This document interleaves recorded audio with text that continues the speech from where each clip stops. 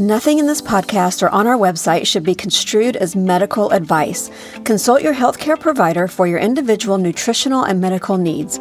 The information presented is based on our research and is strictly that of the author and not necessarily those of any professional group or other individual. Hi, I'm Sue Becker with Bread Beckers, and this is Sue's Healthy Minute. Today, I'm going to tell you my story and tell you why eating bread, but not just any bread that's found in the store, is not only healthy for you, but has helped countless Bread Beckers customers who wanted to make a healthy change in their lives and the lives of their family, and they succeeded. I'm so glad you've joined me today. We will be looking at a brief history of white bread, white flour, and the commercial milling process, and the deception of enrichment. Did you know that throughout history, bread has nourished most of the world? And it should still be that way today, but without making your own, it's going to be nearly impossible to get real, nourishing bread. Of all the foods that we have available to us in the regular grocery store, bread and most grain products are perhaps the most altered of all, very commercially processed. Think about it. At least we can shop what I call the perimeter, and we can still get real fruit, real vegetables, real meat, real dairy, real milk, butter, cheese. We can get real eggs, real food located, like I said, in what I call the perimeter of the grocery store. But once we leave that perimeter, have you ever thought about it? That most every other food aisle in that grocery store is an altered and denatured grain and flour product. From crackers, cookies, chips, bread, cereal, cake mixes, they're all made from commercially processed, very denatured flour. We're going to look at that today, and we're going to begin our discussion with talking about grains, and for that matter, beans, and why they're so nutritious. Grains and beans are the seed of a plant as well as the fruit of that plant. This is significant. Fruits and vegetables are wonderful foods and they supply us with many, many nutrients, but something happens over time with them. They decay, they rot, they spoil, and every day we store them, they're losing nutrients. Not so with seeds. Seeds were designed to be stored. If that were not so, we wouldn't have next year's crop. Left whole and intact, seeds retain all of their nutrients, all their nutritional value.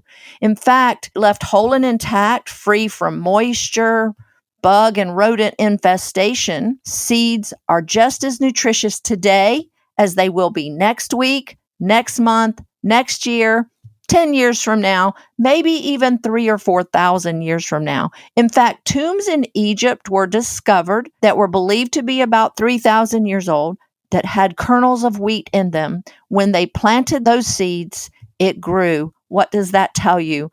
That it was still alive and had all its nutritional value. I think it's very important to mention here that contrary to what you may have read or heard, there is no genetically modified wheat or wheat products sold commercially in America. I know this may surprise some, but it's just not correct information. Wheat has been bred by traditional crossbreeding methods, very different from genetic modification. Seeds, such as grains and beans, all have a fairly basic anatomy in common.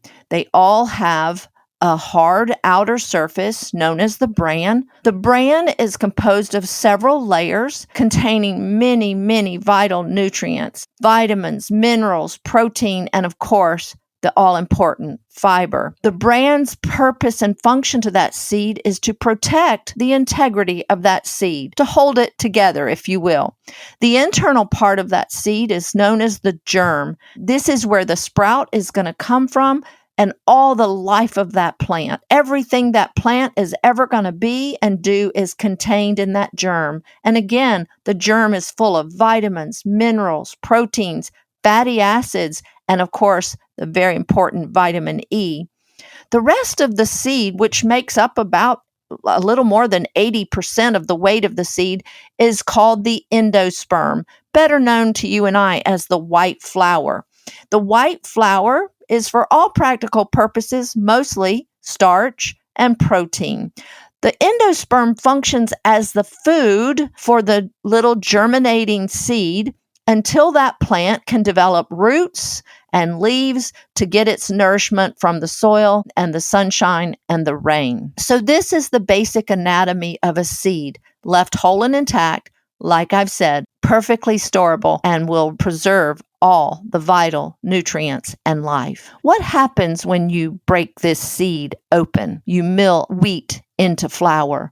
Now all the nutrients and the oils and the fats and the vitamin E are now exposed to the air, and a process known as oxidation begins to take place immediately and begins to break down these vitamins and minerals and the oils and causes the flour to actually spoil.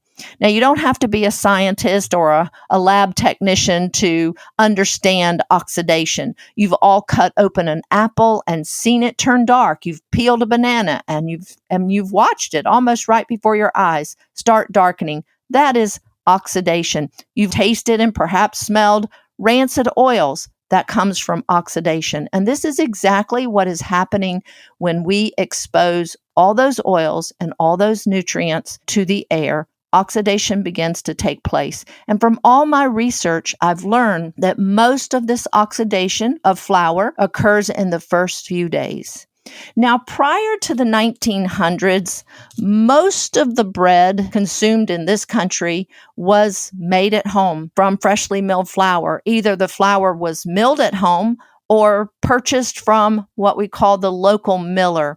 Now, they were probably unaware completely that they were losing vitamins and minerals from the flour to oxidation. But one thing they did know, real whole grain flour, freshly milled, it spoils. The oils go rancid.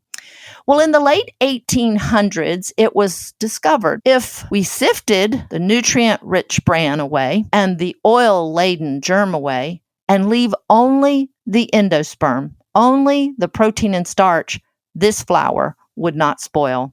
This was an amazing discovery and led to the invention of these huge steel rolling mills that would crush the grain, run the flour through sifters that would sift the bran and germ away, producing this wonderful, long-lasting white flour.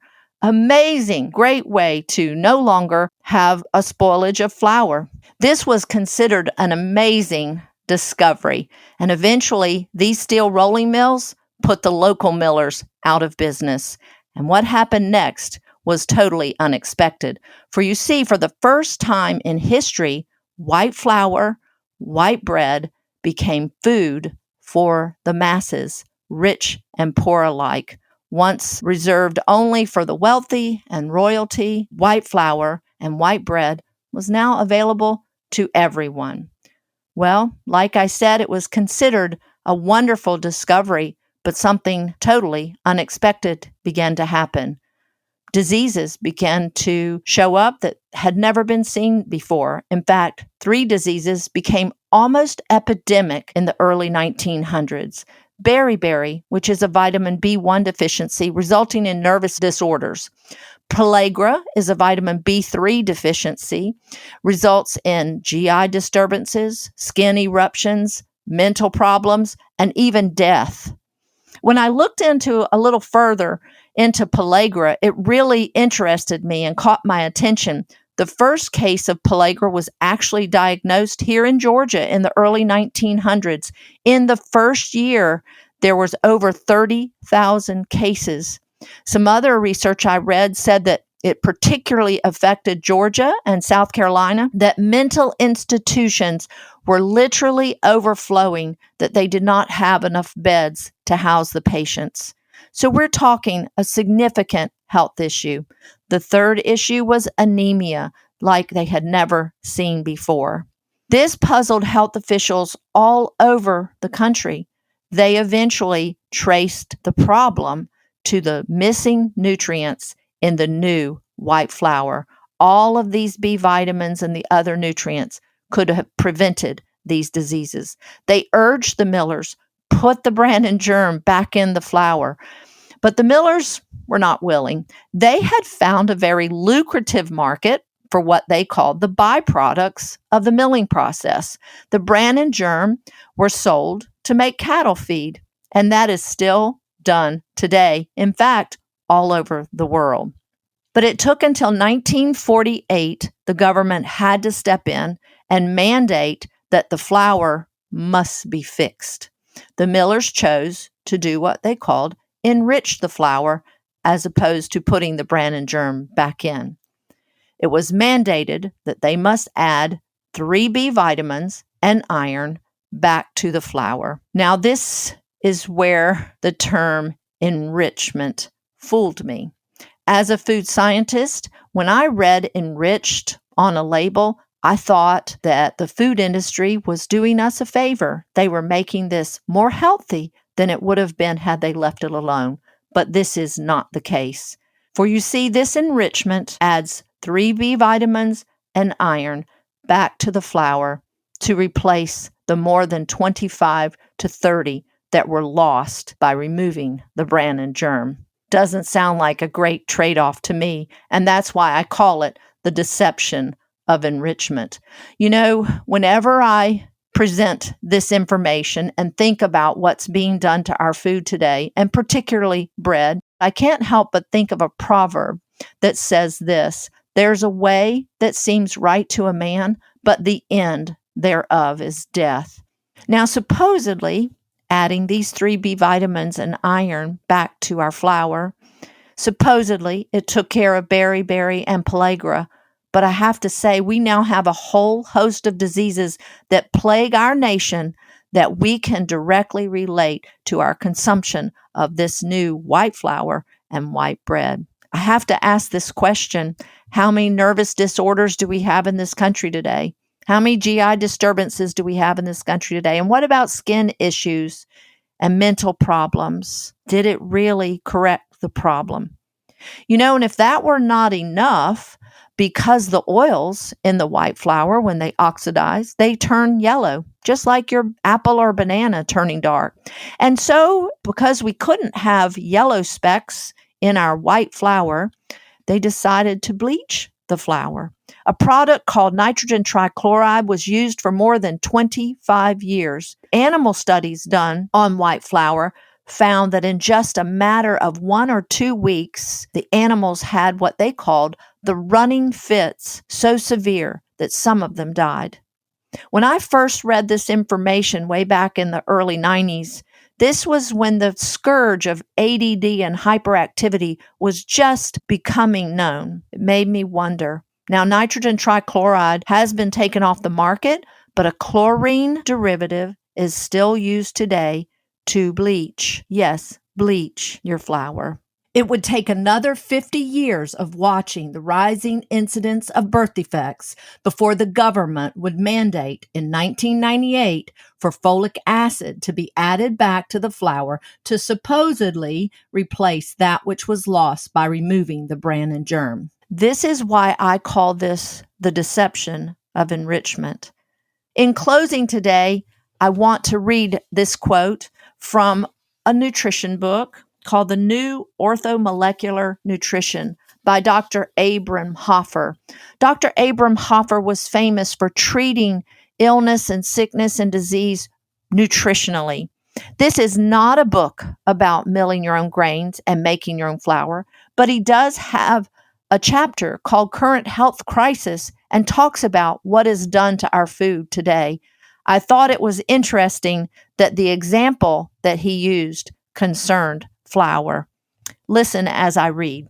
Food technologists look upon agricultural produce as a source of raw material from which artifact components are extracted and recombined into foods they can persuade the public to like and eat. The fact that these products are deficient in essential nutrients does not concern them. For example, the technological change from home-ground whole grain flour to the commercial white loaf removed a wholesome food able by itself to sustain life. The nutritionally valuable bread was replaced with an easily marketable, palatable product designed to be taste tempting, not to maintain health by providing sound nutrition. Food technologists may then replace only a few of the multi-nutritional substances removed and label their product enriched. This is the same as being held up at gunpoint on a dark street and ordered to strip naked. The thief takes clothes and valuables, notices your shivering embarrassment, then returns your underwear and $1.50 to take the bus home. Do you feel enriched? Now, if you are like me, I did not realize that the bread I was buying and feeding my family was actually just a belly filler and not promoting our health at all. Changing our bread from store-bought to homemade from freshly milled flour is the best step to better health we have made. It can be yours as well. Let us help you in this journey. For videos and information on how to get started, go to our website, breadbeckers.com, or better yet, come to our store. Join us for a class where you can taste real bread for yourself. On our next episode, I'll be sharing what my children have come to affectionately call Mom's Poopy Talk. Until next time, this is Sue Becker from Bread Beckers with Sue's Healthy Minutes. Sue's Healthy Minutes podcast has been a presentation by the Bread Beckers Incorporated located in Woodstock, Georgia. For more information, store hours, and learning opportunities, visit breadbeckers.com and follow us on Facebook and Instagram. Make sure to subscribe to this podcast and never miss an episode. Share this with 2 friends who would benefit from this information, and be sure to join us again next week for more of Sue's Healthy Minutes.